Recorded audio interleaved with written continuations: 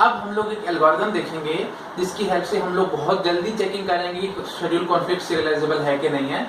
तो ये एल्गोरिथम बहुत इंपॉर्टेंट है और बहुत इजी है। एक बार आपको समझ में आ गया तो समझ लेना 2 नंबर आपके एग्जाम में पक्के हैं, मतलब गेट में जरूर लगभग हर बार इस पे क्वेश्चन आता है, तो आप अच्छे से इसको अटेम्प्ट कर पाएंगे। ठीक है, that is very very important part. Okay, तो देखो एल्गोरिथम क्या है, मैंने बहुत रफ लैंग्वेज में लिखा है, मतलब आप इसमें मतलब बहुत वर्ड बाय वर्ड मत जाना, ज्यादा इंग्लिश को भी मत देखना, क्योंकि मैंने बहुत रफली इस एल्गोरिथम को लिखा है। बट मैं एक्सप्लेन आपको बहुत अच्छे से करूंगा कि इस एल्गोरिथम को हमें कैसे चलाना है, क्योंकि आप बुकिश लैंग्वेज की तरफ जाएंगे तो बहुत फॉर्मल है और बहुत डिफिकल्ट है, जिससे आपको समझ में आने में मुश्किल लगेगा।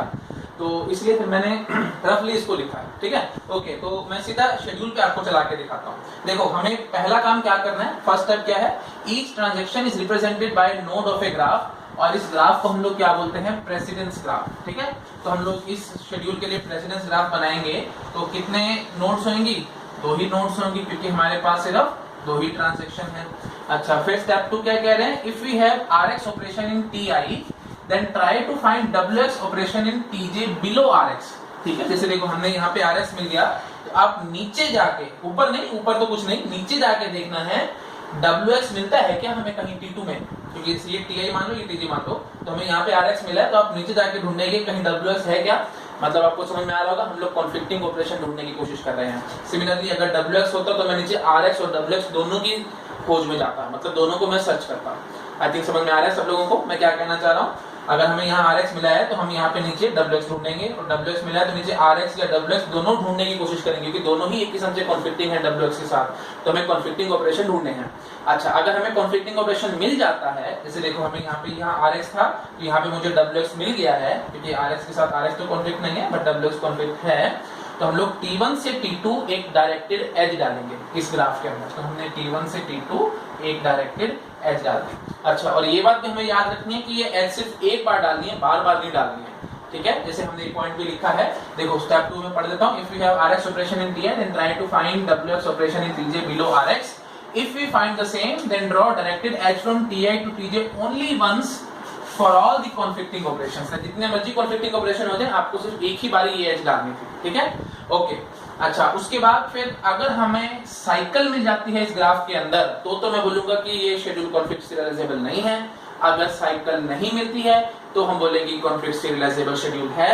और फिर सीरियलाइजेबिलिटी ऑर्डर भी आपसे एग्जाम में पूछते हैं कि किस ऑर्डर में मैं ट्रांजैक्शंस को चलाऊंगा, मतलब किस सीरियल शेड्यूल के ये शेड्यूल हमारा इक्विवेलेंट है, मतलब किस शेड्यूल के हमारा शेड्यूल कॉन्फ्लिक्ट इक्विवेलेंट, थोड़ा अच्छा बोले तो कॉन्फ्लिक्ट इक्विवेलेंट होगा। तो वो हमें सीरियल शेड्यूल भी बताना पड़ेगा। तो सीरियल शेड्यूल बताने के लिए हमारे पास सीरियलाइजेबिलिटी ऑर्डर होता है।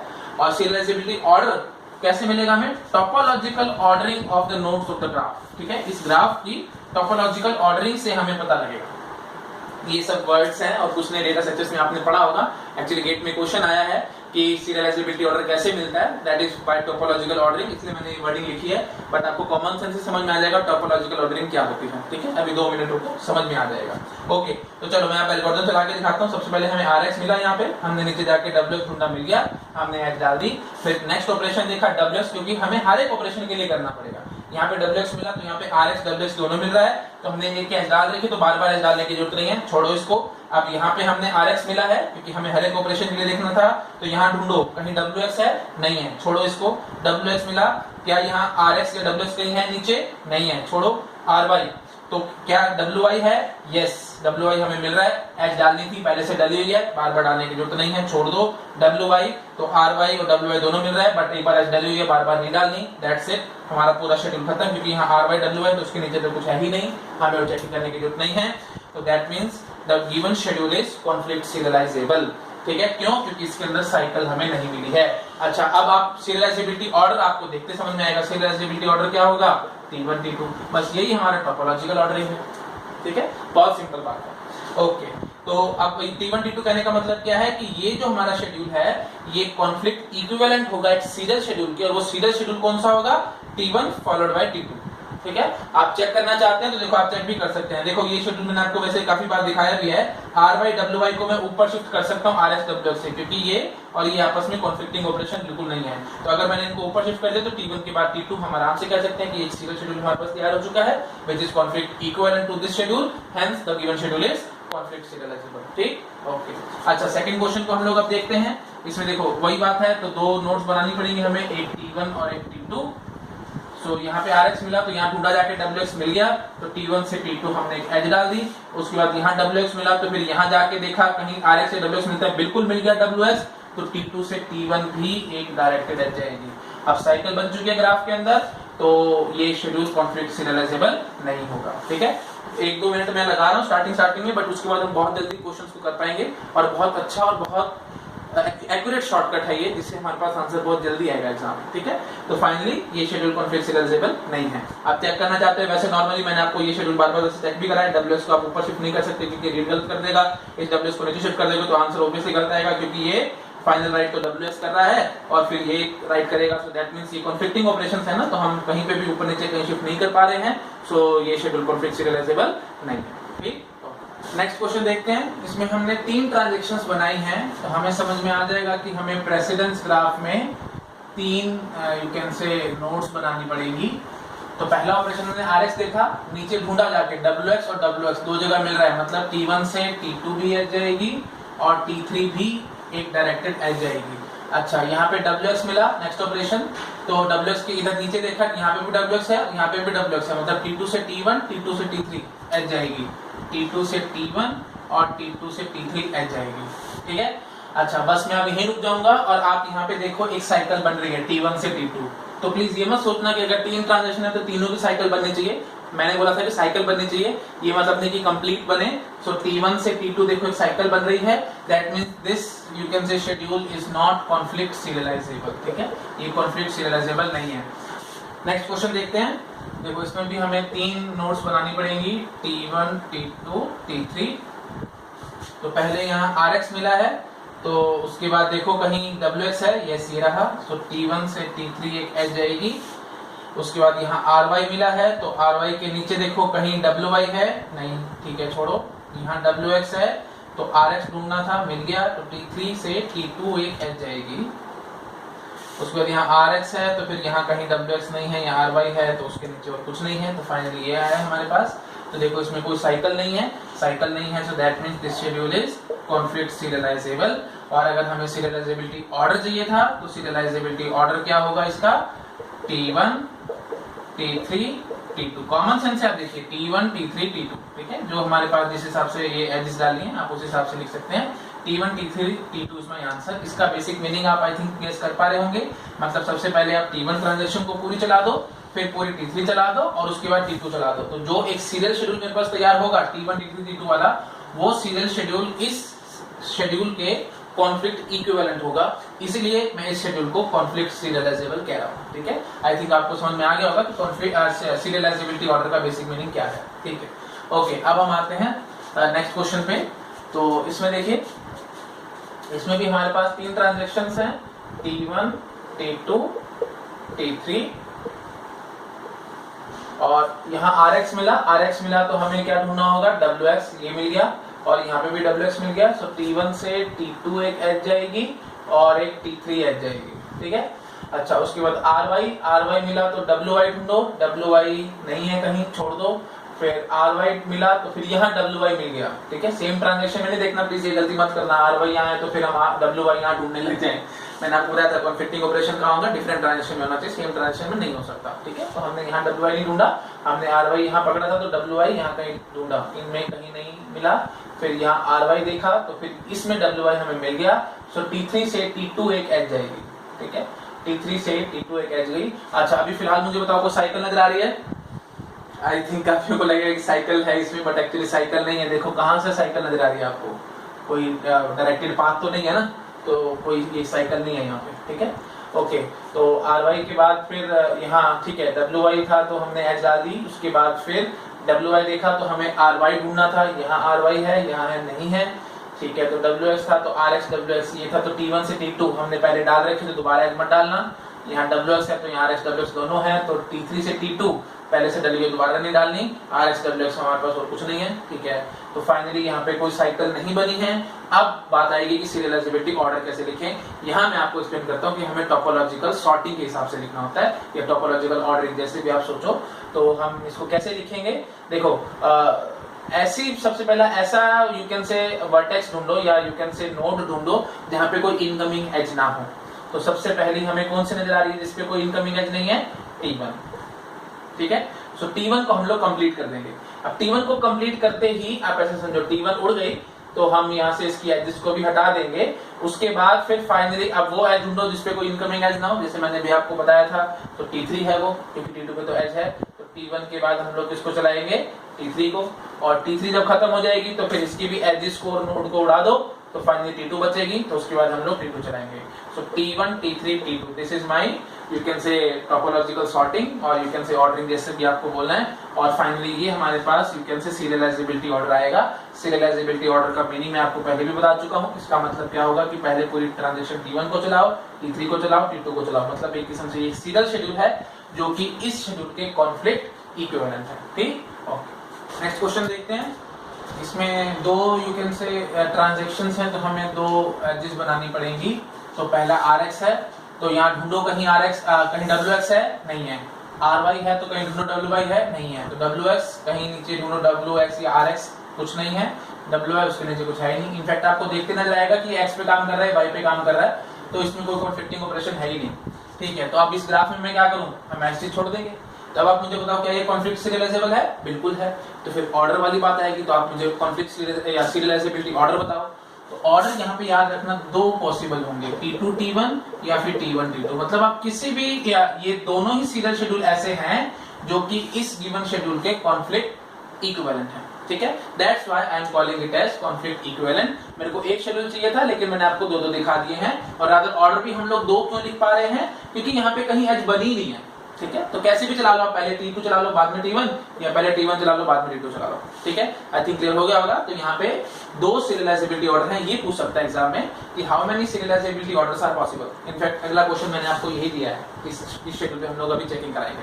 ठीक है, ओके। तो फटाफट से इस क्वेश्चन पे आते हैं। तो यहाँ पे हमें तीन ट्रांजेक्शंस हैं, तो हमें तीन नोट्स बनानी पड़ेंगी। और इसमें हम चेकिंग देखते हैं। RX है तो नीचे ढूंढो WX, ये रहा। तो T1 से T2 एक एज जाएगी। WX है तो नीचे ढूंढो कहीं RX या WX, कहीं नहीं है। RY है तो ढूंढो नीचे कहीं WY, कहीं नहीं है। RY इसके नीचे तो कुछ है ही नहीं। ठीक है, छोड़ो, ये हमारे पास आया। अब आपसे पूछ रहे हैं how many possible serialisability orders, कितने सीरियलाइजेबिलिटी ऑर्डर आएंगे इसके लिए, हमें वो देखने। और ज्यादा हम आपको लिस्ट डाउन करके दिखा देते हैं सारे के सारे। देखो, एक बात कंफर्म है कि T1 के बाद T2 आएगा। Now T3 is floating in the sense ये बीच में कहीं पे भी घुसा देना। यहाँ T1 यहाँ T2, बीच में चाहे पहली जगह T3 या बीच में T3 या लास्ट में T3। तो आई थिंक समझ में आ गया होगा। तीन ऑर्डर बनेंगे, मैं फटाफट से लिख देता हूँ कैसे कैसे। देखो T1 T2 ये तो फिक्स है, तो चाहे मैं T3 यहाँ घुसा लूं या मैं T3 यहाँ घुसा लूं या फिर मैं T3 इधर घुसा दूं। ठीक है, तो T1 T2 हमारा फिक्स है। T1 के बाद T2 आएगा, या T3 इधर आ जाए या बीच में आ जाए या लास्ट में आ जाए। सो टोटल हमारे पास कितने सीरियलाइजेबिलिटी ऑर्डर आएंगे इस क्वेश्चन के लिए? टोटल सीरियलाइजेबिलिटी ऑर्डर 3 आएंगे। ठीक, आई थिंक क्लियर हो गया होगा। अच्छा, नेक्स्ट क्वेश्चन ये है, हमारे पास एक शेड्यूल गिवन है। तो इस टाइप से भी शेड्यूल आ सकता है। मैंने आपको बताया था ना, शेड्यूल लिखने के लिए तो टेबुलर फॉर्म होगी या फिर इस टाइप से। तो अगर हमने इस टाइप से शेड्यूल को लिखा है, मतलब हमने सिर्फ लिस्ट डाउन कर दिया ऑपरेशंस को, तो पहले आपको कन्वर्ट करना पड़ेगा, क्योंकि फिर ऐसे बिना कन्वर्जन किए टेबल फॉर्मेट में हम लोग नहीं बता पाएंगे कि कॉन्फ्लिक्ट सीरियलाइजेबल है या नहीं है। तो W3A, तो सबसे पहले यहाँ पे हम लोग लिखेंगे WA। उसके बाद R1A, तो दैट मीन्स RA। उसके बाद W1B, दैट मीन्स WB। उसके बाद R2B, दैट मीन्स RB।